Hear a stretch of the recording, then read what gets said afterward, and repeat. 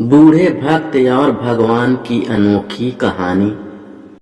एक आदमी जो दिन भर राम नाम जपता रहा, अब वो बूढ़ा हो गया था। बूढ़ा ही नहीं हुआ था बल्कि इतना कमजोर हो चुका था कि अपनी जगह से बिना किसी सहारे के उठ भी नहीं पाता था। ऐसी स्थिति में भी उसने कभी राम नाम को अपने मन से अलग नहीं होने दिया। वो पूरा दिन मन से राम नाम लेता रहता। राम नाम की वजह से उसे अपनी तकलीफों को सहन करने की शक्ति मिलती। बूढ़े हो चुके उस आदमी को 2 बेटे थे जो उसे निष्कर्म करने में मदद करते। खुद अपने बूढ़े बाप की सहायता कर दिया करते। फिर धीरे धीरे जब बाप खुद बुलाता तब आते।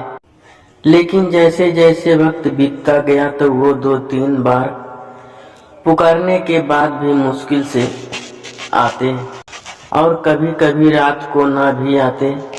अब हालत ऐसी हो चली थी कि अक्सर बूढ़ा बिस्तर गंदा कर दिया करता और जब तक उसके बेटों से सहायता ना मिलती ऐसे ही गंदे बिस्तर में पड़ा रहता। बुढ़ापा बढ़ता जा रहा था, उसकी नजरें कमजोर हो चुकी थी। इतनी बदहाली में भी उस आदमी ने राम नाम का साथ नहीं छोड़ा था। एक बार बूढ़े को नित्य कर्म करना था। उसने आवाज लगाई और अगले पल किसी ने उसका हाथ बड़ी कोमलता से पकड़ा और उसे नित्य कर्म करवाकर उसके बिस्तर पर लिटा दिया। यह अब रोजाना होने लगा। जब भी बूढ़ा आवाज देता अगले ही पल उसकी मदद करने के लिए कोई आता और उसे उसके सारे काम कराकर वहां से चला जाता।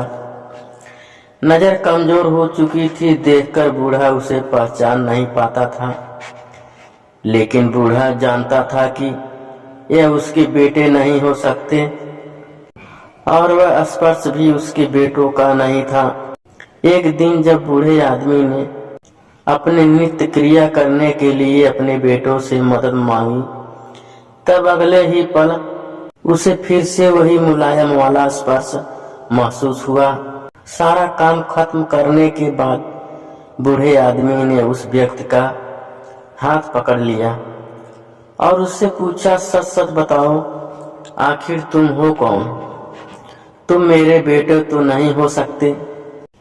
बूढ़े के सवाल के साथ उसके कमरे में बहुत तेज रोशनी हुई और प्रभु ने अपने दिव्य अवतार में वहां पर दर्शन दिए। किसी भी वस्तु को बड़ी मुश्किल से देख पाता था, वही बूढ़ा भगवान के दिव्य रूप को स्पर्श रूप से देखने में समर्थ हो गया।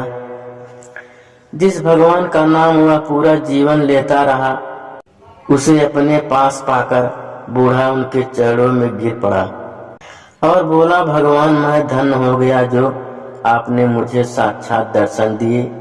लेकिन भगवान मैं बहुत शर्मिंदा हूँ क्योंकि मैंने आपसे मेरे नित्य कर्म करवाए। भगवान ने कहा, मेरे लिए सारे काम एक जैसे हैं। अगर वह काम मुझे अपने भक्तों के लिए करना पड़े तो मुझे सभी कामों में खुशी मिलती। बूढ़े ने हाथ जोड़ते हुए भगवान से कहा, लेकिन भगवान आप यह सब करने के बजाय मुझे मुक्ति ही क्यों नहीं कर देते? क्या आपके दर्शन मात्र से मेरी मुक्ति संभव नहीं है? यह सब प्रारब्ध की वजह से है। तुम्हारा प्रारब्ध बहुत कठिन है। अगर मंद होता तो मेरे दर्शन मात्र से तुम मुक्त हो जाते। मैं चाहूं तो तुम्हें अभी मुक्त कर सकता हूं, लेकिन फिर अगले जन्म में तुम्हें प्रारब्ध को भोगने के लिए आना पड़ेगा। इसीलिए मैं तुम्हें खुद तुम्हारा प्रारब्ध काटकर मुक्त करवाने के लिए सहायता कर रहा हूँ। भगवान ने कहा। इतना बोलकर भगवान वहां से अंतर ध्यान हो गए। कुछ महीने और काफी तकलीफ भोगने के बाद आखिरकार उस बूढ़े आदमी को मुक्ति मिली।